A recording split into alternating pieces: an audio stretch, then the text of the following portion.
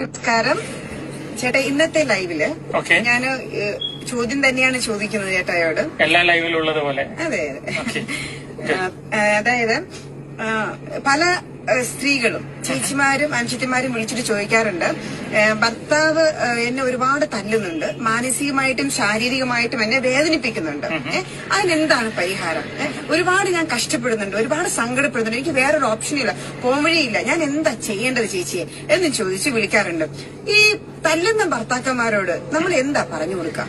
തല്ലുന്ന ഭർത്താക്കന്മാരോട് ഇന്ത്യയുടെ നിയമം അറിയാത്തത് കൊണ്ടാണ് തല്ലുന്നതെന്നാണ് ഞാൻ ആദ്യം പറയാം. അല്ല, നിയമം അറിഞ്ഞു കഴിഞ്ഞാൽ ബന്ധം അവിടെ കട്ടാവുകയാണ് ചെയ്യുന്നത്. നിയമത്തിന്റെ വഴിയെ പോയാൽ ഡൈവോഴ്സ് നടക്കുള്ളൂ. അതെ, തീർച്ചയായിട്ടും അത് താല്പര്യമില്ല. പക്ഷെ സഹിക്കണം. സഹിക്കാന്ന് പറഞ്ഞു കഴിഞ്ഞാല് ജീവിതകാലം മുഴുവൻ സഹിക്കാന്ന് പറയുമ്പോ അങ്ങനെയല്ല. ഓക്കെ, ചോദ്യം വളരെ വ്യക്തമാണ്. എനിക്കും വ്യക്തമായി, നിനക്കുമായി, നമ്മളെ കേൾക്കുന്നവർക്കും. ഈ കഴിഞ്ഞ ഒരു 10-25 വർഷങ്ങളോളം ഇങ്ങനെ കൌൺസിലിങ്ങും ധ്യാനവും ആയി നടന്നിട്ട് എന്റെ അനുഭവത്തിൽ നിന്ന് ഈ ഭർത്താവ് തല്ലുന്നു എന്ന് പറയുന്നവരോട് ഞാൻ ചോദിക്കുന്ന ഒരു ചോദ്യമുണ്ട്. എന്തിനാ ഭർത്താവ് തല്ലാൻ തുടങ്ങിയത്? ഏത് സാഹചര്യത്തിലാണ് നിങ്ങളെ തല്ലിയെന്ന്? കാരണങ്ങൾ എന്തൊക്കെയാണെന്നല്ലേ? എന്തിനാണ്? കാര്യം വെറുതെ ഇപ്പൊ വഴി പോകുന്ന ഒരുത്തനെ പിടിച്ചിട്ട് തല്ലുവോ? എന്തിനാ? തല്ലില്ല. ഒരാളെ തല്ലണമെങ്കിൽ അയാൾ നമ്മളെ വെറുപ്പിക്കുന്ന എന്തോ ചെയ്തിട്ടുണ്ടെന്നല്ല നമ്മൾ കയറി തല്ലുള്ളൂ. ചാലക്കുടിയിൽ ഇൻഫ്ലുവൻസർ ദമ്പതിമാർ തമ്മിൽ അടി. ഭാര്യയുടെ പരാതിയിൽ ഭർത്താവിനെതിരെ കേസെടുത്തിരിക്കുകയാണ്. ഫിലോ കാലിയ ഫൗണ്ടേഷൻ നടത്തിപ്പുകാരായ ജിജി മാരായും ഭർത്താവ് മാരിയോ ജോസഫും തമ്മിലെ കുടുംബ തർക്കം പറഞ്ഞു തീർക്കുന്നതിനിടെയാണ് അടിപിടി ഉണ്ടായതെന്നാണ് പുറത്തുവരുന്ന വിവരങ്ങൾ. ഈ കുടുംബധ്യാനത്തിന്റെ പേരിൽ സമൂഹ മാധ്യമങ്ങളിലുള്ള ചാലക്കുടിയിലെ ഫിലോ കാലിയ ഫൗണ്ടേഷൻ നടത്തിപ്പുകാരാണ് ഈ തൊഴിൽ തർക്കം തീർക്കുന്നതിനിടെ വഴക്കുണ്ടാക്കിയത്. ദമ്പതികളായ മാരിയോ ജോസഫും ജിജി മാരിയോയും ആണ് ഈ തൊഴിൽ തർക്കത്തെ തുടർന്ന് 9 മാസമായി അകന്നു കഴിയുകയായിരുന്നു എന്നാണ് ഇപ്പോൾ ചാലക്കുടി പോലീസ് ഇട്ട എഫ്ഐആർ പറയുന്നത്. പ്രശ്നങ്ങൾ പരിഹരിക്കാനായി ജിജി ഭർത്താവ് മാരിയോയുടെ വീട്ടിലെത്തിയത് കഴിഞ്ഞ 25-നാണ്. സംസാരിക്കുന്നതിനിടെ ജിജിയെ മാരിയോ ഉപദ്രവിക്കുകയായിരുന്നു എന്നാണ് പോലീസ് പറയുന്നത്. കഷ്ടപ്പെടാതൊന്നുമല്ല,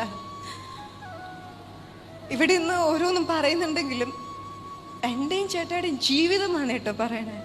ഒരു ആർട്ടിഫിഷ്യാലിറ്റി ഇല്ല. നിങ്ങൾ അനുഭവിക്കുന്നതിനെ കഴിഞ്ഞാൽ കൂടുതൽ ഞാനും ചേട്ടൻ അനുഭവിച്ചിട്ടുണ്ടാവാം. ഞാനും ചേട്ടൻ അടി ഉണ്ടാക്കിയിട്ടുണ്ട്, ഡിവോഴ്സ് ചെയ്യാൻ തീരുമാനിച്ചിട്ടുണ്ട്, ഒരുപാട് പ്രശ്നങ്ങളിലൂടെ പോയിട്ടുണ്ട്. പക്ഷെ നിങ്ങൾ ഇങ്ങനെ നിൽക്കുന്നത് കൊണ്ട് സങ്കടമില്ല, പ്രശ്നങ്ങളില്ലാത്തവരാണെന്ന് ചിന്തിക്കരുത്. എല്ലാ സൗഭാഗ്യങ്ങളും ഇരുന്നിട്ടാണ് ഇങ്ങനെയൊക്കെ പ്രസംഗിക്കുന്നേ, ക്ലാസ് എടുക്കണേന്നൊന്നും ചിന്തിക്കരുത് കേട്ടോ. ഒരുപാട് വേദനയുണ്ട്, ഒരുപാട് തീയുണ്ട്. പക്ഷേ അത് എങ്ങനെ ടാക്കിൾ ചെയ്ത് കൊണ്ടുപോകും? ഹലോ ഗൈസ്, എല്ലാവർക്കും നമസ്കാരം. ഒരു കുടുംബജീവിതം എന്ന് പറഞ്ഞാൽ പരസ്പരം അങ്ങോട്ടും ഇങ്ങോട്ടും മ്യൂച്വൽ റെസ്പെക്ട്, ട്രസ്റ്റ്, ലവ് പരസ്പരം അങ്ങോട്ടും ഇങ്ങോട്ടും കാണണം. എന്തെങ്കിലും ഒരു സമയത്ത് പരസ്പരം അങ്ങോട്ടും ഇങ്ങോട്ടും ഡിഫിക്കൽട്ടീസ് ഫേസ് ചെയ്ത നമുക്ക് ഒരാളെ കൊണ്ട് സപ്പോർട്ട് ചെയ്തിട്ട് ഒരു ഫാമിലി ലൈഫ് മുന്നോട്ട് കൊണ്ടുപോകണം. ഏതെങ്കിലും ഒരു സമയത്ത് നമുക്ക് എന്തെങ്കിലും ഒരു ഡിഫിക്കൽട്ടീസ് ഫേസ് ചെയ്താലും നമുക്ക് പരസ്പരം അങ്ങോട്ടും ഇങ്ങോട്ടും ഈ ട്രസ്റ്റ് പോകാതിരിക്കരുത്. ട്രസ്റ്റ് പോയി കഴിഞ്ഞാൽ ഒരു റിലേഷൻഷിപ്പ് കംപ്ലീറ്റ് സ്റ്റാൻഡ് സ്റ്റില്ലിലോട്ട്, ബ്രേക്ക് ഡൗണിലോട്ട് പോകും.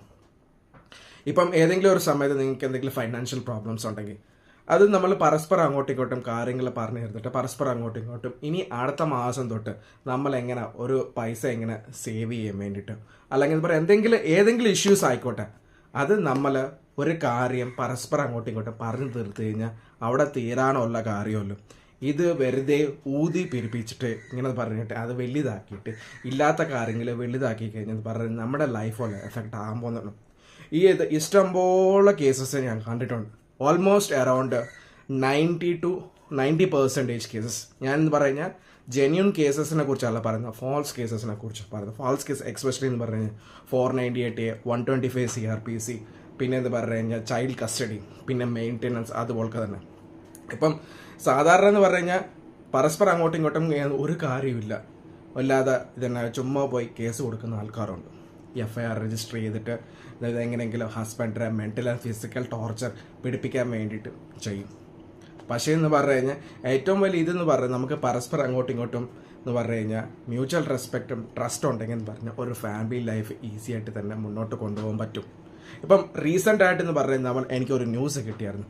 ഫിലോ കാലിയ ഫൗണ്ടേഷൻ്റെ 2 പേര് തന്നെ ജിജി മറിയ പിന്നെ മാരിയോ ജോസഫ് പരസ്പരം അങ്ങോട്ടും ഇങ്ങോട്ടും വഴക്കുണ്ടാക്കി കാരണം എന്ന് പറഞ്ഞ് ഇവർ പരസ്പരം അങ്ങോട്ടും ഇങ്ങോട്ടും വഴക്കുണ്ടാക്കി, പിന്നെ പരസ്പരം അങ്ങോട്ടും ഇങ്ങോട്ടും തല്ലായി, പിന്നെ കേസ് രജിസ്റ്റർ ചെയ്ത്. സത്യം പറഞ്ഞാൽ ഇവരുടെ ഒരു ഫാമിലി തന്നെ മാരേജ് ലൈഫ് കഴിഞ്ഞിട്ട് അവർ ഫാമിലി ലൈഫ് എങ്ങനെ നല്ലോണം ലീഡ് ചെയ്യാൻ വേണ്ടിയിട്ട് ഇവർ കറക്റ്റ് രീതിയിലെല്ലാം പറഞ്ഞു കൊടുക്കുന്നു. പക്ഷേ ഞാൻ ഈ ന്യൂസ് കണ്ടപ്പോൾ എന്ന് പറഞ്ഞ് സഡനായിട്ട് സ്റ്റണ്ണായിപ്പോയി. പല വിമർശനങ്ങൾ കമൻസ് വന്നിട്ടുണ്ട് അവരുടെ ഫേസ്ബുക്കിലുണ്ടല്ലോ. What actually happen in the personal life നമുക്ക് ഒട്ടും അറിയത്തില്ല. അതുതന്നെ 9 months ആയിട്ട് ഈ മാരിയോ ജോസഫ് എന്ന് പറഞ്ഞ വ്യക്തി, പുള്ളിക്കാരൻ്റെ ആക്ച്വൽ നെയിം എന്ന് പറയുന്നത് സുലൈമാൻ എന്നാണ്. പുള്ളിക്കാരൻ അതിന് മുസ്ലിമിൽ നിന്ന് ക്രിസ്ത്യനിലോട്ട് കൺവേർട്ട് ആയതാണ് 2014. ആ സമയത്ത് ആയിരുന്നു പുള്ളിക്കാരൻ ഒരു ഇമാം എന്ന് പറഞ്ഞ് പുള്ളിക്കാരൻ നമ്മുടെ ക്രിസ്ത്യാനിറ്റീനെ അനുസരിച്ച് ബിഷപ്പാണ്. നല്ല ഗുഡ് പ്രീച്ചിങ്സ് എല്ലാം പഠിപ്പിച്ചു കൊടുക്കുന്നു. അത് നല്ല അക്കോർഡിംഗ് ടു ഇസ്ലാം എല്ലാം നല്ല രീതിയിൽ പറഞ്ഞു കൊടുക്കുമായിരുന്നു, പ്രീച്ചിങ്സ് ഗോസ്പൽസ് എല്ലാം. പക്ഷേ പുള്ളിക്കാരൻ ആ മതം വിട്ടിട്ട് പുള്ളിക്കാരൻ ക്രിസ്ത്യാനിലോട്ട് ചേർന്നു. അതൊരു ഡിവൈൻ റിട്രീറ്റ് സെൻറ്ററിൽ പുള്ളിക്കാരൻ അവിടെ കുറച്ച് ഗോസ്പലും ഇതെല്ലാം പറഞ്ഞ് കേൾപ്പിച്ചുകൊണ്ടിരിക്കുന്നത്. അത് കഴിഞ്ഞിട്ട് പുള്ളിക്കാരൻ കുറച്ച് വർഷങ്ങൾ അങ്ങനെ പോയിട്ട് നമ്മുടെ ജിജി മരിയായിട്ട് കല്യാണം കഴിച്ചു, കുട്ടികളായി. അത് കഴിഞ്ഞിട്ട് പുള്ളിക്കാരൻ പണ്ട് മുസ്ലിമായിരുന്നു. പുള്ളിക്കാരൻ എന്തെങ്കിലും ഭേദവാക്യം പറയുന്ന സമയത്ത് മുസ്ലിം തന്നെ വാക്കിങ്ങിലാണ് പറഞ്ഞുകൊണ്ടിരിക്കുന്നത്. മുസ്ലിം പ്രീച്ച് ചെയ്യുന്ന പ്രോഫറ്റ് മുഹമ്മദിനെ കുറിച്ചും അല്ല ഇത് പ്രീച്ച് ചെയ്തുകൊണ്ടിരിക്കും. നമ്മൾക്ക് ഒരു കാസ്റ്റിലോട്ട് നമ്മൾ കൺവേർട്ട് ആയിക്കാൻ നമ്മൾ ആ കാസ്റ്റിനെയല്ല നമ്മൾ കോൺസെൻട്രേറ്റ്.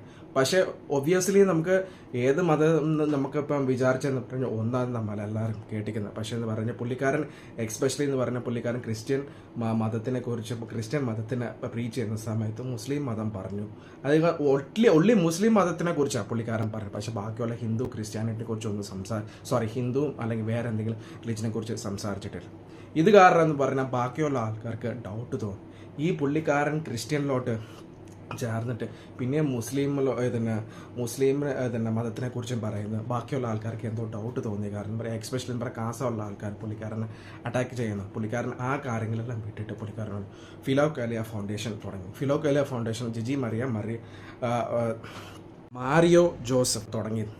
പക്ഷേ ഇതിനകത്ത് മെയിൻ മോട്ടിവേഷൻ എന്ന് പറഞ്ഞു കഴിഞ്ഞാൽ അവരുടെ എന്ന് പറഞ്ഞാൽ എങ്ങനെയെങ്കിലും ഫാമിലി ലൈഫ് നല്ലോട്ട് കൊണ്ടുപോകാൻ വേണ്ടിയിട്ട് ബാക്കിയുള്ള ആൾക്കാരുടെ ഫാമിലി ലൈഫ് എന്തെങ്കിലും കുറച്ച് പ്രോബ്ലംസ് ഉണ്ടെങ്കിൽ എന്ന് പറഞ്ഞു കഴിഞ്ഞാൽ ഇവരുടെ പ്രീച്ചിങ്സ് ഇവരുടെ ഗോസ്പൽസ് പറഞ്ഞിട്ട് എങ്ങനെയെങ്കിലും പറഞ്ഞു തീർക്കാൻ വേണ്ടിയിട്ട് നോക്കും. സത്യം പറഞ്ഞു കഴിഞ്ഞാൽ ഇവർ വയനാട് ദുരന്തം വന്ന സമയത്ത് ഇവർ ഒത്തിരി മാക്സിമം ഓൾമോസ്റ്റ് അറൗണ്ട് 25 വീട് വെച്ച് കൊടുത്തിട്ടുണ്ട്. Obviously it's nice. നല്ല നല്ല കാര്യങ്ങളെല്ലാം ചെയ്ത് കൊടുത്തിട്ടുണ്ട്. എക്സ്പെഷ്യലി ഇവർ ഫോക്കസ് ചെയ്യുമെന്ന് പറഞ്ഞു കഴിഞ്ഞാൽ ഫാമിലി ലൈഫ് എന്തെങ്കിലും പ്രോബ്ലം വന്നു കഴിഞ്ഞാൽ ഇതെന്ന് പറഞ്ഞ് ഇതെങ്ങനെയെങ്കിലും റെഡ്യൂസ് ചെയ്തിട്ട് പരസ്പരം അങ്ങോട്ടും ഇങ്ങോട്ടും എന്താണ് ഒത്തിരിമ പോകാൻ വേണ്ടിയിട്ട് തന്നെയായിരുന്നു ഇവരുടെ ഫൗണ്ടേഷൻ്റെ മേജർ മോട്ടീവ്, മേജർ മിഷനും വിഷനും ഇത് തന്നെയായിരുന്നു. പക്ഷേ നമുക്കറിയത്തില്ല ഇവരുടെ പേഴ്സണൽ ലൈഫിൽ എന്താണ് സംഭവിച്ചത്. എക്സ്പെഷ്യലി എന്ന് പറഞ്ഞാൽ റീസെൻ്റ് ആയിട്ട് എന്ന് പറഞ്ഞാൽ ഫേസ്ബുക്കിൽ ഒരു 2 വർഷത്തിന് മുമ്പ് ഒരു വീഡിയോ കണ്ടായിരുന്നു, ഫേസ്ബുക്ക് വീഡിയോ. അതിനകത്ത് പുള്ളിക്കാരത്ത് നമ്മുടെ ജിജി മരിയ തന്നെ പുള്ളിക്കാരത്തിൽ പറയുന്നുണ്ട് ഇവർ പരസ്പരം അങ്ങോട്ടും ഇങ്ങോട്ട് വടക്കുണ്ടാക്കിയിട്ട് അടിയുണ്ടായി, പിന്നെ വായിക്കായി കലഹമായി, പിന്നെ എന്ന് പറഞ്ഞാൽ ഡിവോഴ്സ് ആകുന്ന സമയം വരെ ആയി. പക്ഷേ എന്തോ ഒരു കാര്യത്തിന് വേണ്ടിയിട്ട് അവർ ഇങ്ങനെ പരസ്പരം അങ്ങോട്ടുള്ള ലൈഫ് മുന്നോട്ട് കൊണ്ടുപോകാൻ വേണ്ടിയിട്ട് പോയെന്ന പുള്ളിക്കാരത്തി പറയുന്നു. ഇതിനകത്ത് ഞാൻ ഫേസ്ബുക്കിൻ്റെ ആ വീഡിയോ ഞാൻ ഡൗൺലോഡ് ചെയ്തിട്ടുണ്ട്. ഇതിനകത്ത് ഞാൻ ഇതൊക്കെ വ്യക്തമായിട്ട് തന്നെ ഇത് വെച്ച് കേൾപ്പിച്ചത്.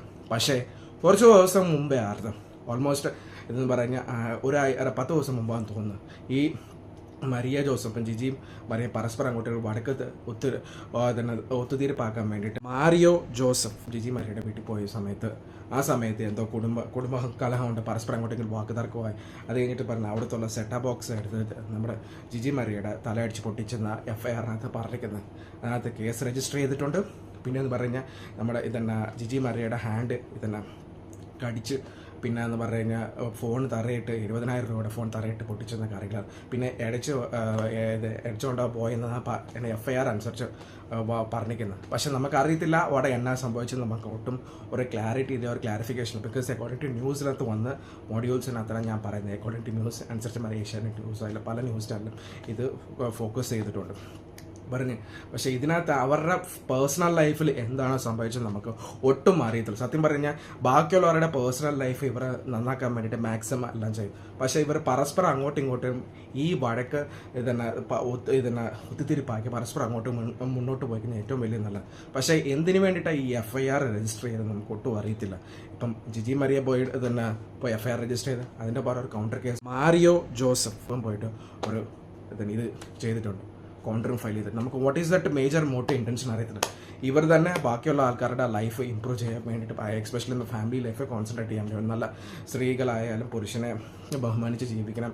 അതുപോലെ തന്നെ പുരുഷൻ സ്ത്രീനെ നല്ല രീതിയിൽ നോക്കണം.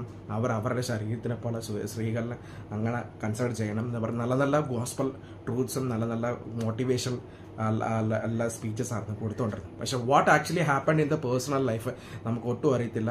എന്തായാലും എന്ന് പറഞ്ഞു കഴിഞ്ഞാൽ നമുക്ക് കാണാൻ പോകുന്നതെന്ന് പറഞ്ഞു കഴിഞ്ഞാൽ ഇത് നമ്മുടെ സുലൈമാൻ എന്ന് പറഞ്ഞിട്ട് തുർക്കിയിൽ നിന്ന് അവരുടെ ഫാദർ വന്നു ഇവിടെ കാണാൻ. സുലൈമാൻ മാരിയോ ജോസഫ് അതിൻ്റെ സ്റ്റോറി കുറച്ച് കേട്ട് കഴിഞ്ഞിട്ട് നമുക്ക് FIRയുടെ വിവരങ്ങളൊന്നും കേട്ട് കഴിഞ്ഞിട്ടെന്ന് പറഞ്ഞ് ഈ 2 വർഷത്തിന് മുമ്പ് തന്നെ ജിജി മരിയ തന്നെ പറഞ്ഞ കുറച്ച് കാര്യങ്ങൾ പറയുന്നുണ്ട്. പിന്നെ നമസ്കാരം, കർമ്മ ന്യൂസിലേക്ക് സ്വാഗതം. അസ്സലാമു അലൈക്കും. ഇൻഷാ അല്ലാ, അൽഹംദുലില്ലാ. ആകെ കൺഫ്യൂഷൻ ആയല്ലേ, ഇയാൾ എന്താണ് ഇങ്ങനെയൊക്കെ പറയുന്നതെന്ന്. ഇത് കേൾക്കുമ്പോൾ കുറച്ച് പേര് കമൻ്റ് എഴുതാൻ സാധ്യതയുണ്ട്. ഇത് മാരിയോ ജോസഫ് എന്ന പേരിൽ അറിയപ്പെടുന്ന ഒരു എക്സ് ഇമാമാണ്. എക്സ് ഇമാം എന്ന് വെച്ചാൽ മുൻപ് ഇസ്ലാമിലെ ഏറ്റവും പ്രായം കുറഞ്ഞ ഇമാമായിരുന്ന വ്യക്തിയായിരുന്നു. അങ്ങനെ ഇമാമായിരിക്കുമ്പോഴാണ് അദ്ദേഹത്തിന് 2014 ഒരു വെളിപാടുണ്ടാവുന്നു. ഇസ്ലാം മതത്തേക്കാൾ മികച്ച മതം ക്രിസ്തു മതമാണ് എന്നൊരു വെളിപാടുണ്ടാവുന്നു. ഇസ്ലാം മതത്തിൽ വലിയ പ്രശ്നങ്ങളാണ്. അങ്ങനെ അയാൾ ഒരു സുപ്രഭാതത്തിൽ ക്രിസ്ത്യാനിയായിട്ട് മാറുന്നു. ക്രിസ്ത്യാനിയായിട്ട് മാറാനായിട്ടുള്ള എന്തൊക്കെയാണോ നടപടിക്രമങ്ങൾ അതൊക്കെ പാലിച്ച് തന്നെയാണ് അദ്ദേഹം ക്രിസ്ത്യാനിയാവുന്നത്. തുടർന്ന് മുരിങ്ങൂർ ധ്യാന കേന്ദ്രമൊക്കെ കേന്ദ്രീകരിച്ചുകൊണ്ട് അദ്ദേഹം സുവിശേഷ വേലകളൊക്കെ ആരംഭിക്കുന്നു. അതിനൊപ്പം തന്നെ ചില ചാരിറ്റി പ്രവർത്തനമൊക്കെ ഉണ്ട്. അങ്ങനെ അദ്ദേഹത്തിന് ഫാൻസ് ആരാധകർ കൂടി വരുന്നു. അദ്ദേഹം പ്രഭാഷണങ്ങളൊക്കെ നടത്തുന്നു. അങ്ങനെ പോകെ വലിയ കുഴപ്പമൊന്നുമില്ലായിരുന്നു. എന്നാൽ പതുക്കെ അദ്ദേഹത്തിൻ്റെ സംഭാഷണങ്ങളിൽ ഖുർആൻ വചനങ്ങൾ വരുന്നു, അള്ളാഹുവിൻ്റെ മഹത്തരങ്ങൾ വരുന്നു, പ്രവാചകനെ പറ്റിയുള്ള വരുന്നു. അങ്ങനെ നിരന്തരമായി കഴിഞ്ഞപ്പോൾ ക്രിസ്ത്യാനികൾക്കിടയിൽ തന്നെ ആളുകളിലും പുരോഹിതരിലുമൊക്കെ ഇദ്ദേഹത്തിനോട് സംശയം ജനിക്കുന്നു. അങ്ങനെ വലിയ രീതിയിലുള്ള, ആദ്യം ചെറിയ രീതിയിൽ, പിന്നീട് അത് വലിയ രീതിയിലുള്ള എതിർപ്പായി മാറുന്നു. കാസ പോലുള്ള സംഘടനകൾ അദ്ദേഹത്തിനെതിരെ തിരിയുന്നു. അപ്പോഴാണ് പഴയ ഇദ്ദേഹത്തിൻ്റെ പൂർവ്വ കഥകളൊക്കെ പുറത്തേക്ക് വരുന്നത്. ഇദ്ദേഹത്തിൻ്റെ പിതാവിന് തുർക്കി ബന്ധമുണ്ട്. തുർക്കിയിൽ നിന്ന് ഇന്ത്യയിലേക്ക് കുടിയേറിയവരാണ്. ചെറിയ പ്രായത്തിൽ തന്നെ ഇദ്ദേഹം ഇമാമായതാണ്. അപ്പോൾ ആ ചെറിയ പ്രായത്തിൽ തന്നെ ഇസ്ലാമിൻ്റെ ഇമാമായിരിക്കുക, ആ ഇമാമായ വ്യക്തി ഇസ്ലാം മതം ഉപേക്ഷിച്ചുകൊണ്ട് ക്രിസ്ത്യാനിറ്റിയിലേക്ക് വരിക. അപ്പോൾ തീർച്ചയായിട്ടും അത് വലിയ വാർത്തയാണ്. ക്രിസ്ത്യാനികൾ ഇരുകൈ നീട്ടി സ്വീകരിക്കും. കാരണം ഒരു അന്യമതസ്ഥനാണ് വരുന്നത്. അതും ചെറിയ വ്യക്തിയൊന്നുമല്ല, സാധാരണ വ്യക്തിയല്ല, ഒരു ഇമാമായിരുന്ന ആൾ വരിക. അപ്പോൾ ആ രീതിയിൽ അവരെ ആനയിച്ചു, അങ്ങനെ കൊണ്ടു നടന്നു. പക്ഷേ പോകെ അദ്ദേഹം ഇത്തരം കാര്യങ്ങളാണ് പറഞ്ഞു വരുന്നത്. അപ്പോൾ സ്വാഭാവികമായിട്ടും ക്രിസ്ത്യാനികൾക്ക് സംശയമാവുന്നു. ഇവിടെ ഇരുന്നുകൊണ്ട് സുവിശേഷ വേല ചെയ്യേണ്ട ആൾ എന്തിനാണ് ഖുർആൻ വചനങ്ങളും മറ്റുമൊക്കെ പഠിപ്പിക്കുന്നത്, അള്ളാഹുവിൻ്റെ മന്ത്രങ്ങൾ പഠിപ്പിക്കുന്നു, പ്രവാചകനെ പറ്റി പഠിപ്പിക്കുകയൊക്കെ ചെയ്യുന്നു. മറ്റൊരു മതത്തെപ്പറ്റി അദ്ദേഹത്തിന് പറയുന്നില്ല. ഈ ലോകത്ത് വേറെയും മതങ്ങളുണ്ടല്ലോ. അപ്പോൾ ഒരു പുരോഹിതൻ എന്ന നിലയിൽ പല മതങ്ങളുടെയും നല്ല സാരാംശങ്ങളാണ് പഠിപ്പിക്കുന്നതെങ്കിൽ നമുക്കവിടെ സംശയവും തോന്നുന്നില്ല. ഇദ്ദേഹം പക്ഷേ ചെയ്യുന്നത് ബൈബിളിലെ കാര്യങ്ങൾ പറയുന്നതിൽ കൂടുതൽ ഖുർആനിലെ കാര്യങ്ങളാണ് പറയുന്നത്. അങ്ങനെ സ്വാഭാവികമായിട്ടും വലിയ എതിർപ്പായി. ഇപ്പോൾ മുരിങ്ങൂർ ധ്യാന കേന്ദ്രമായിട്ടൊന്നും വലിയ ബന്ധമില്ല. മുമ്പ് പല മെത്രാമാരുമായിട്ടും ബിഷപ്പുമാരുമായിട്ടും അതുപോലുള്ള ആളുകളൊക്കെ ആയിട്ട് അദ്ദേഹത്തിന് ബന്ധമുണ്ടായിരുന്നു. ഇപ്പോൾ അവരൊക്കെ ഒരു അകലം പാലിക്കുകയാണ്. പക്ഷേ ഇപ്പോഴും അദ്ദേഹം പറയുന്നത് വിശ്വസിക്കുന്ന അദ്ദേഹത്തിൻ്റെ കുറച്ച് ആരാധക വൃന്ദങ്ങളൊക്കെ ഉണ്ട്. അവർക്ക് വേണ്ടിയിട്ടും കൂടുതൽ ആളുകൾക്ക് വേണ്ടിയിട്ടാണ് അദ്ദേഹത്തിന് തന്നെ ഒരു യൂട്യൂബ് ചാനലിൽ കൂടെ ഏതാണ്ട് 22 മിനിറ്റോളം ദൈർഘ്യമുള്ള ഒരു വീഡിയോ ചെയ്തിരിക്കുന്നത്. ഈ വീഡിയോയുടെ തുടക്കത്തിലുള്ള കാര്യമാണ് ഞാൻ ഇതിൻ്റെ തുടക്കത്തിൽ കാണിച്ചത്. ഇതിൽ മുഴുവൻ അദ്ദേഹം പറഞ്ഞ് സമർത്ഥിക്കാൻ ശ്രമിക്കുന്നത് ഈ ഇൻഷാ അല്ലാഹ് എന്നും അതേപോലെ തന്നെ 2 പേർ ഗൾഫിലൊക്കെ 2 പേർ കാണുമ്പോൾ അസ്സലാമു അലൈക്കും പറയുന്നതും അതേപോലെ തന്നെ ഉള്ള ഖുർആനിലെ വാചകങ്ങളൊക്കെ ക്രിസ്ത്യാനികൾ പറഞ്ഞാലും കുഴപ്പമൊന്നുമില്ല എന്ന തരത്തിൽ അതിലെ ഒരുപാട് കാര്യങ്ങളെപ്പറ്റി അദ്ദേഹം ഇങ്ങനെ ഘോരം പ്രസംഗിക്കുകയാണ്. പക്ഷേ ഈ 22 മിനിറ്റിലെ മുഴുവൻ നമ്മൾ കണ്ടാലും ഈ ഒരു മതത്തിലെ കാര്യങ്ങൾ മഹത്വവൽക്കരിച്ച് അദ്ദേഹം അവതരിപ്പിക്കുന്നു. പക്ഷേ മറ്റു മതങ്ങളെപ്പറ്റി അദ്ദേഹത്തിന് അറിയില്ല, അല്ലെങ്കിൽ അദ്ദേഹം അതിനെപ്പറ്റി പഠിക്കാൻ ശ്രമിച്ചിട്ടില്ല. ഓം എന്ന ഒരു ഈ ഭൂമിയിലെ തന്നെ ആദ്യത്തെ ശബ്ദത്തിന് ഏത് മതമാണുള്ളത് അതിനെപ്പറ്റി അദ്ദേഹത്തിന് അറിയില്ല, പറയുന്നില്ല. അല്ലെങ്കിൽ രാമനും കൃഷ്ണനൊക്കെ ഉള്ള കാലത്ത് ഹിന്ദു എന്നൊരു മതം പോലുമില്ല. പിന്നീടാണ് ഈ ഹിന്ദു മതമൊക്കെ വരുന്നത്. അന്ന് ഇങ്ങനെ ഒരു വ്യക്തി ഉണ്ടെന്നും അല്ലെങ്കിൽ അവർ പറഞ്ഞിട്ടുള്ള കാര്യങ്ങളും ഇതിനെപ്പറ്റിയൊന്നും അദ്ദേഹം പറയുന്നില്ല. അദ്ദേഹം A to Z പറയാൻ ശ്രമിക്കുന്ന കാര്യങ്ങൾ മുഴുവൻ ഈ ഖുറാനിലുള്ളതും അള്ളാഹുവിൻ്റെ കാര്യവും പ്രവാചകൻ്റെ കാര്യമൊക്കെയാണ്. അപ്പോൾ എന്തായിരുന്നു അദ്ദേഹത്തിൻ്റെ ഉദ്ദേശം എന്ന് ക്രിസ്ത്യാനികൾക്ക് തന്നെ സംശയമായി.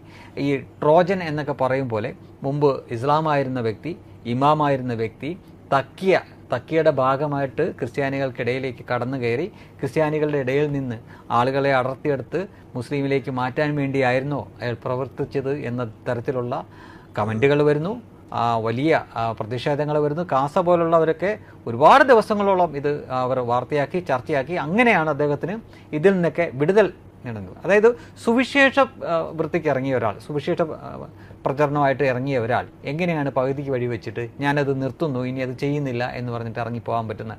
സുവിശേഷ വേലയ്ക്ക് ഇറങ്ങുന്ന ഒരു വ്യക്തി എല്ലാ കഠിനമായിട്ടുള്ള പ്രതിബന്ധങ്ങളും തരണം ചെയ്യുമെന്ന് പറഞ്ഞുകൊണ്ടാണ് ഇറങ്ങുന്നത്. അങ്ങനെ നടക്കുന്ന ഒരുപാട് പേരെ നമുക്കറിയാം. പക്ഷേ എതിർപ്പ് വന്നപ്പോൾ ഞാനത് നിർത്തി എന്ന് പറയുകയും പിന്നീട് ഒരു ചാനൽ തുടങ്ങിയിട്ട് ആ ചാനലിൽ കൂടെ ഇങ്ങനെ പറയുകയും അതിനൊപ്പം തന്നെ ക്രിസ്ത്യാനികളായിട്ടുള്ള മെത്രാന്മാർ ചെയ്യേണ്ട കാര്യങ്ങൾ, അവരുടെ പുരോഹിതർ ചെയ്യേണ്ട കാര്യങ്ങൾ അവരെ പഠിപ്പിക്കുകയാണ്.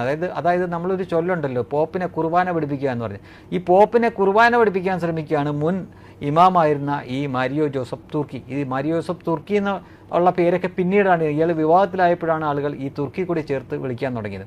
തുർക്കി ബന്ധം കൂടെ വരുമ്പോഴാണ് നമുക്ക് സംശയം വരുന്നത്. തുർക്കി ഒരു കാലത്ത് ക്രിസ്ത്യാനികൾക്ക് ഭൂരിപക്ഷമുള്ള സ്ഥലമായിരുന്നു. അവിടെ ഇന്നിപ്പോൾ അത് മുസ്ലിം രാജ്യമാണ് നമുക്കറിയാം. അവിടെ 15 ലക്ഷത്തോളം അർമീനിയൻ ക്രിസ്ത്യാനികളെ വംശഹത്യ ചെയ്ത സ്ഥലമാണ്. അപ്പോൾ അവിടെ ഈ രാജ്യമൊക്കെ പിടിച്ചെടുക്കുന്നത് വളരെ ആസൂത്രിതമായിട്ടാണ്. അതിൻ്റെ ഭാഗമായിട്ട് നിരവധി തക്കികൾ പ്രയോഗിച്ചിട്ടുണ്ട്. അതിലേതോ ഒരു തക്കിയാണ് ഈ മനുഷ്യൻ ഇവിടെ പ്രയോഗിക്കാൻ ശ്രമിച്ചത്. അത് പൂർണ്ണമായിട്ട് പിടിക്കപ്പെട്ടു എന്നറിഞ്ഞിട്ട് പോലും അദ്ദേഹം ആ ഉദ്യമത്തിൽ നിന്ന് പിൻവാങ്ങിയിട്ടില്ല. വീണ്ടും ഒരു ചാനലുമായിട്ട് വന്നിരുന്നിട്ട് വീണ്ടും ഈ ഖുറാനിലെ കാര്യങ്ങൾ തന്നെ ഇത് ക്രിസ്ത്യാനികൾ പറഞ്ഞാലും ചെയ്താലും കുഴപ്പമില്ല എന്നുള്ള തരത്തിൽ അയാൾ അതിനെ സ്ഥാപിക്കാൻ വേണ്ടി ശ്രമിക്കുകയാണ്. എന്നാൽ അതിൻ്റെ കൂട്ടത്തിൽ ബുദ്ധമതത്തിൻ്റെ കാര്യങ്ങൾ പറ, സംശയം തോന്നാതിരിക്കാനെങ്കിലും ഹിന്ദുമതത്തിൻ്റെ കാര്യം പറ, വേറെയും 500-600ഓളം മതങ്ങൾ ഈ ഭൂമിയിലുണ്ട്. അതിനെപ്പറ്റിയൊന്നും അയാൾക്ക് പറയണ്ട. ക്രിസ്ത്യാനികൾ ഖുറാൻ പഠിക്കണം, പ്രവാചകനെ പറ്റി പഠിക്കണം, അള്ളാഹുവിനെ പറ്റി പഠിക്കണം എന്നുള്ള തരത്തിലാണ്. അത് യേശു എന്ന് പറഞ്ഞാലും അള്ളാഹു എന്ന് തന്നെയാണ് എന്നാണ് ഇയാൾ പറഞ്ഞു വെക്കുന്നത്. അത് മറ്റ് ദൈവങ്ങളാണെങ്കിലും അള്ളാഹു തന്നെയാണ് എന്നാണ് ഇയാൾ പറഞ്ഞു വെക്കുന്നത്.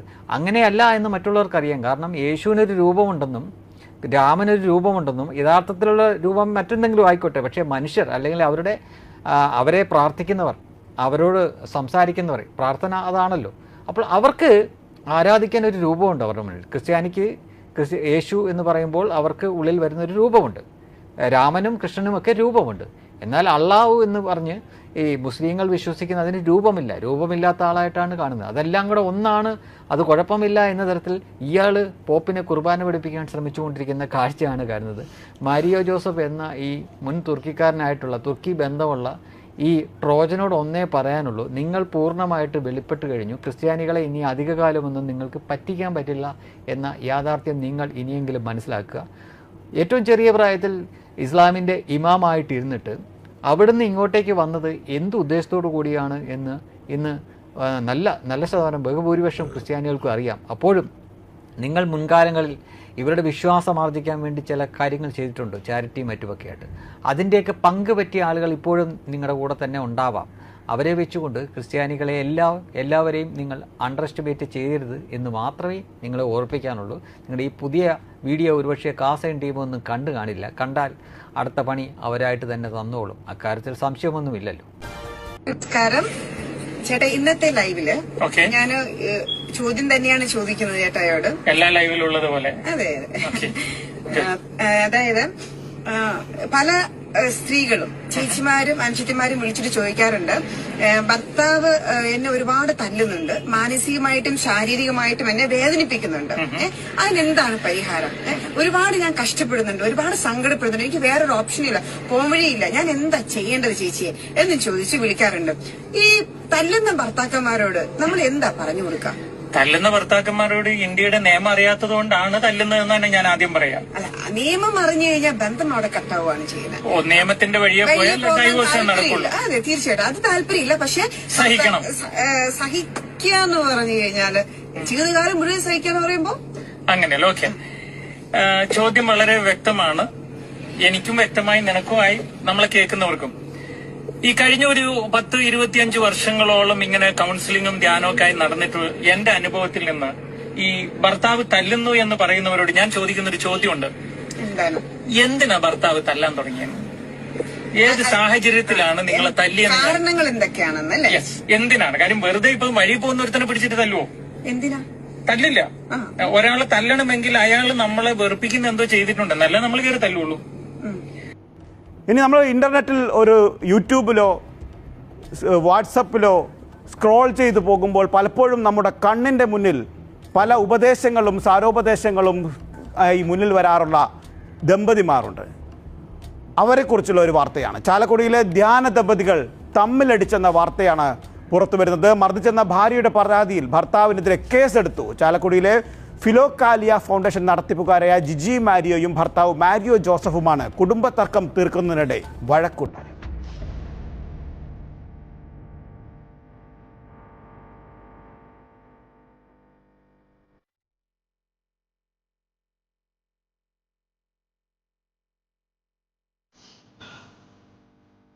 ഈ ലോകത്തിൽ ഏറ്റവും പ്രധാനപ്പെട്ട ഒരു ജീവിതം എന്ന് പറയുന്നത് കുടുംബജീവിതമാണ്. കുടുംബജീവിതത്തിൽ ഒറ്റയാൾ തീരുമാനമില്ല, അത് രണ്ടുപേരുടെ തീരുമാനങ്ങളാണ്. ഞാൻ, നീ, അതായത് ഞാനെന്ന് പറയുന്ന ഞാനുണ്ട്, എൻ്റെ ഭാര്യ വിവാഹത്തിന് മുമ്പ് അവളൊരു ഞാനാണ്. അങ്ങനെ രണ്ട് ഞാനുകൾ ഒരുമിച്ച് കൂടുമ്പോൾ ഞങ്ങൾ ആയി മാറുകയാണ്. ഈ ഞങ്ങളായി കഴിഞ്ഞാൽ പിന്നെ എൻ്റെ തീരുമാനവും നിൻ്റെ തീരുമാനത്തിനും വിലയില്ല. അവിടെ പിന്നെ വിലയുള്ളത് നമ്മുടെ തീരുമാനത്തിനാണ്. കുടുംബധ്യാനത്തിന്റെ പേരിൽ സാമൂഹിക മാധ്യമങ്ങളിൽ സജീവമായ ചാലക്കുടിയിലെ ഫിലോകാലിയോ ഫൗണ്ടേഷൻ നടത്തിപ്പുകാരാണ് തൊഴിൽപരമായ തർക്കം തീർക്കുന്നതിനിടെ വഴക്കായത്. സ്ത്രീയുടെ വിചാരം കമ്മ്യൂണിക്കേഷൻ എന്ന് പറഞ്ഞാൽ വാതോരാതെ കുറേ വിഷയങ്ങൾ അങ്ങ് സംസാരിക്കുക എന്നുള്ളതാണ്. തെറ്റാണ്. പുരുഷനെ സംബന്ധിച്ചിടത്തോളം അതിങ്ങനെ കേട്ടുകൊണ്ടിരിക്കുന്നതിലും ഇറിറ്റേഷനുള്ള വേറൊരു പരിപാടി ഇല്ല. പുരുഷന് കമ്മ്യൂണിക്കേഷൻ എന്ന് പറഞ്ഞാൽ എന്നാണെന്നറിയോ? ചുരുക്കി അങ്ങ് പറയും. അതായത് നീ 1 മണിക്കൂർ കൊണ്ട് ഇവനോട് പറഞ്ഞെന്ന കാര്യം ഇവൻ 2 മിനിറ്റ് കൊണ്ട് തിരിച്ച് നിന്നോട് പറഞ്ഞു തരും. കാര്യം അവൻ അതിനുള്ള കഴിവുണ്ട്. പക്ഷെ പ്രശ്നം എന്നാന്നറിയാം, പലപ്പോഴും അവൻ ചുരുക്കി അവന്റെ 2 കാര്യം നിന്നോട് പറയാൻ വേണ്ടി വരുമ്പോൾ നീ ഇങ്ങനെ ആളി കത്തി നിൽക്കുമ്പോൾ അവനത് പറയാൻ പേടിയാവും, പറയാൻ വിഷമാവും. ചിലപ്പോഴൊക്കെ പറഞ്ഞിട്ട് ഈ എരുതിയിൽ എണ്ണ ഒഴിച്ച പോലെ നീ ആളിക്കത്തിയ അനുഭവം അവനുണ്ടാവും. ദമ്പതിമാരായ മാരിയോ ജോസഫും ജിജി മാരിയോയും തൊഴിൽ തർക്കത്തെ തുടർന്ന് 9 മാസമായി അകന്നു കഴിയുകയായിരുന്നു.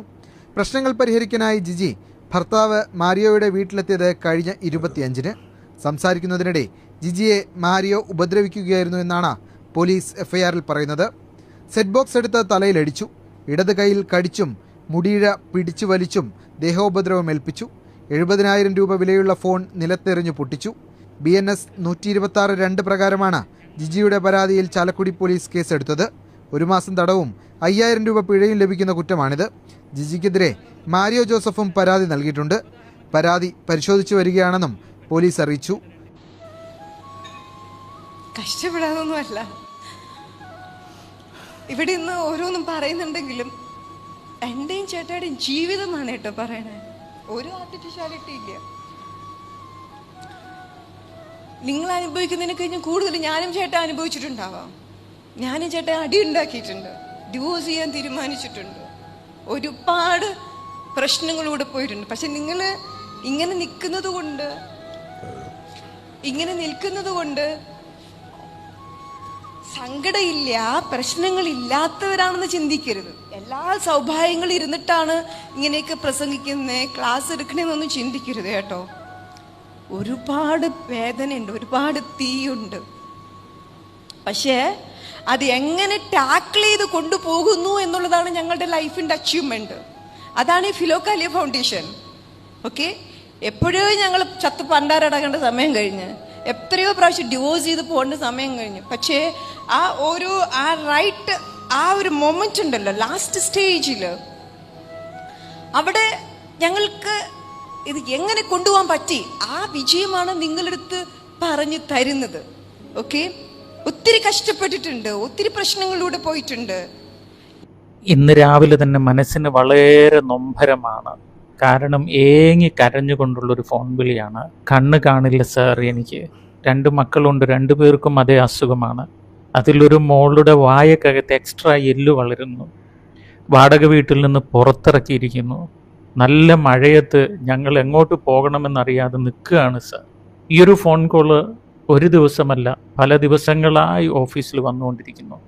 അല്ലെങ്കിലും 2025 മഴ തുടങ്ങിയത് മുതൽ ഓഫീസിലെ ഫോണിന് വിശ്രമമൊന്നും കിട്ടിയിട്ടില്ല. നിരന്തരം കണ്ണുനീരോടെയുള്ള, ഏങ്ങലോടെയുള്ള, നൊമ്പരത്തോടെയുള്ള ഫോൺ കോളുകൾ തന്നെയാണ്. ഞാനും കുറച്ച് ടീമംഗങ്ങളോടെ ഒരു യാത്രയിലാണ്. അത് ആലപ്പുഴക്കാണ്. വിശേഷങ്ങൾ കാണാം. ആലപ്പുഴയിലെ പുന്നപ്പറയാണ് സ്ഥലം. ഞങ്ങൾ തേടി വന്ന വീടിതാണ്. ഒറ്റമുറിയാണ്. ഇത് വാടക വീടാണെന്ന് ഓർക്കണം. 3 പേര് തങ്ങുന്ന. ഇവിടെ നിന്നുമാണ് അവരെ പുറത്തിറക്കി വിട്ടിരിക്കുന്നത്. എൻ്റെ അടുത്ത് നിൽക്കുന്നത് മേരി എന്ന് പറയുന്ന ഒരു സഹോദരിയാണ്. അവരുടെ കണ്ണിൻ്റെ കാഴ്ച കുറഞ്ഞ് ഇപ്പോൾ വളരെയധികം ഒരു ദയനീയ അവസ്ഥയിലാണ്. അവർക്ക് 3 പിള്ളേരുണ്ട്. അതിലൊരാളിപ്പോൾ കൂടെയില്ല, 2 പേര് ഇവിടെ ഉണ്ട്. മോളാണിത്. മോൾക്ക് ഈ പറഞ്ഞ പോലെ കണ്ണിൻ്റെ കാഴ്ച പ്രശ്നം ഒരു വശത്ത്, അതുകൂടാതെ വായിക്കകത്ത് ഒരു എല്ല് വളരുന്നൊരു പ്രശ്നമുള്ളത് കൊണ്ട് ട്രീറ്റ്മെൻറ്റ്. സത്യം പറഞ്ഞാൽ അവർ താമസിക്കുന്നത് ഈ ഒരു വീട്ടിലാണ്. ഇതൊരു വാടക വീടാണ്, സ്വന്തം വീടല്ല, വാടകയാണ്. വാടക വീട്ടിൽ നിന്ന് അവരോട് ഈ ദിവസങ്ങളിൽ ഇറങ്ങാൻ പറഞ്ഞു. കാരണം ഇവരാർക്കോ വിറ്റു, ഇതിൻ്റെ ഒറിജിനൽ ഓണർ. ഇവർക്ക് താമസിക്കാൻ സ്ഥലമില്ല, എങ്ങോട്ട് ഇറങ്ങണമെന്നറിയില്ല, കയ്യിൽ കാശില്ല, മക്കളുടെ പഠനം ഒരു വശത്ത്, ട്രീറ്റ്മെൻറ്റ് ഒരു വശത്ത്, അമ്മയുടെയും മക്കളുടെയും 3 പേർക്കും ട്രീറ്റ്മെൻറ്റ് ആവശ്യമാണ്, എടുത്തുകൊണ്ടിരിക്കുന്നു. അപ്പോൾ ഈ ഒരു സാഹചര്യത്തിൽ കൃപാസന മാതാവിൻ്റെ അടുത്ത് നേരെ ഇവിടെ വന്ന് ഇവരെ ഒന്ന് സ്വസ്ഥമായി ഇവർക്ക് അന്തി ഉറങ്ങാൻ പറ്റിയ ഒരു വാടക വീട് എമർജൻസി ചെയ്തു കൊടുക്കാമെന്നുള്ള ലക്ഷ്യത്തിലാണ് എത്തിയത്. അതിൻ്റെ പേപ്പർ വർക്കുകൾ ഇന്നലെ തന്നെ ഞങ്ങളുടെ ഒരു സ്റ്റാഫ് ഇവിടെ വന്ന് വേണ്ട കാര്യങ്ങളെല്ലാം ചെയ്തു. ഇന്ന് നമ്മൾ അവരെ അങ്ങോട്ട് ഷിഫ്റ്റ് ചെയ്യുന്നു. ഈ ആലപ്പുഴ ജില്ലയിൽ ആരെങ്കിലും ഒരു മിനിമം ഒരു 3 സെൻറ്റും 5 സെൻറ്റിനും ഇടയിൽ സ്ഥലം ദാനമായി നൽകാൻ കഴിവുള്ള ആരെങ്കിലും ഉണ്ടെങ്കിൽ ഇവർക്ക് നമുക്കത് തീർവ് കൊടുക്കാനും പറ്റും. മാത്രമല്ല ഇവർക്ക് തങ്ങാൻ, അതായത് പിന്നീട് ഒരാളെ ആശ്രയിക്കാതെ ഒരു വീട് വെച്ച് കൊടുക്കാനും പറ്റും. വാടക എന്ന് പറഞ്ഞാൽ ഇന്ന് 30,000 രൂപ നമ്മൾ ഡെപ്പോസിറ്റും കൊടുത്തു. അത് കൂടാതെ മാസം 6,500 രൂപ അവർക്ക് റെൻറ്റും കൊടുക്കണം. ഇവരുടെ മാത്രമല്ല, ഇതുപോലെ കുറേ. ചാലക്കുടിയിൽ ഇൻഫ്ലുവൻസർ ദമ്പതിമാർ തമ്മിൽ അടി. ഭാര്യയുടെ പരാതിയിൽ ഭർത്താവിനെതിരെ കേസെടുത്തിരിക്കുകയാണ്. ഫിലോ കാലിയ ഫൗണ്ടേഷൻ നടത്തിപ്പുകാരായ ജിജി മാരായും ഭർത്താവ് മാരിയോ ജോസഫും തമ്മിലെ കുടുംബ തർക്കം പറഞ്ഞു തീർക്കുന്നതിനിടെയാണ് അടിപിടി ഉണ്ടായതെന്നാണ് പുറത്തുവരുന്ന വിവരങ്ങൾ. ഈ കുടുംബധ്യാനത്തിന്റെ പേരിൽ സമൂഹ മാധ്യമങ്ങളിലുള്ള ചാലക്കുടിയിലെ ഫിലോ കാലിയ ഫൗണ്ടേഷൻ നടത്തിപ്പുകാരാണ് ഈ തൊഴിൽ തർക്കം തീർക്കുന്നതിനിടെ വഴക്കുണ്ടാക്കിയത്. ദമ്പതികളായ മാരിയോ ജോസഫും ജിജി മാരിയോയും ആണ് ഈ തൊഴിൽ തർക്കത്തെ തുടർന്ന് 9 മാസമായി അകന്നു കഴിയുകയായിരുന്നു എന്നാണ് ഇപ്പോൾ ചാലക്കുടി പോലീസ് എഫ്ഐആർ പറയുന്നത്. പ്രശ്നങ്ങൾ പരിഹരിക്കാനായി ജിജി ഭർത്താവ് മാരിയോയുടെ വീട്ടിലെത്തിയത് കഴിഞ്ഞ 25-നാണ്. സംസാരിക്കുന്നതിനിടെ ജിജിയെ മാരിയോ ഉപദ്രവിക്കുകയായിരുന്നു എന്നാണ് പോലീസ് പറയുന്നത്. സെറ്റ് ബോക്സ് എടുത്ത് തലക്കടിച്ചു, ഇടത് കൈയിൽ കടിച്ചും മുടിയിഴ പിടിച്ചു വലിച്ചും ദേഹോദ്രവം ഏൽപ്പിച്ചു. 70,000 രൂപ വിലയുള്ള ഫോൺ എടുത്തെറിഞ്ഞ് പൊട്ടിച്ചു. BNS 126(2) പ്രകാരമാണ് ജിജിയുടെ പരാതിയിൽ ചാലക്കുടി പോലീസ് കേസെടുത്തിരിക്കുന്നത്. 1 മാസം തടവും 5,000 രൂപ പിഴയും ലഭിക്കാവുന്ന കുറ്റമാണിത്. ജിജിക്കെതിരെ മാരിയോ ജോസഫും പരാതി നൽകിയിട്ടുണ്ട്. പരാതി പരിശോധിച്ച് വരികയാണെന്നാണ് ഇപ്പോൾ ചാലക്കുടി പോലീസ് അറിയിക്കുകയും ചെയ്തിരിക്കുന്നത്. അനൂപ്, നമുക്കറിയത്തില്ല ഇവിടെ പേഴ്സണൽ ലൈഫ് എന്താ സംഭവിച്ചത്, ആരാണ് കുറ്റക്കാരനെന്ന് നമുക്കൊട്ടും പറയാൻ പറ്റത്തില്ല, ജഡ്ജ് ചെയ്യാൻ പറ്റത്തില്ല. എഫ്ഐആറിനകത്ത് ഇങ്ങനെ എഴുതി പിടിപ്പിച്ച. പിന്നെ എന്ന് പറയുന്നത് നമ്മുടെ മാരിയോ ജോസഫ് ഒരു കേസ് കൊടുത്തിട്ടുണ്ടെന്ന് അറിയിക്കുന്നു. പരസ്പരം ഇങ്ങോട്ടും കേസ് കൊടുത്തിട്ട് പറഞ്ഞാൽ പരസ്പരം അങ്ങോട്ടൊരു ജീവിതം തന്നെ ഇല്ലാതാകത്തുള്ളൂ. എന്തായാലും നിങ്ങളുടെ പ്രോബ്ലംസ് എന്തെങ്കിലും ഉണ്ടെങ്കിൽ പരസ്പരം അങ്ങോട്ടും പറഞ്ഞു തീർന്നിട്ട് ഒരു നല്ലൊരു ഹാപ്പി ലൈഫ് ലീഡ് ചെയ്തിട്ട് മുന്നോട്ട് തന്നെ പോട്ടെ. കൂടുതൽ അപ്ഡേറ്റ്സ് വേണ്ടിയിട്ട് എൻ്റെ യൂട്യൂബ് ചാനൽ ഒന്ന് സബ്സ്ക്രൈബ് ചെയ്യാൻ മറക്കരുത് കേട്ടോ. ബൈ.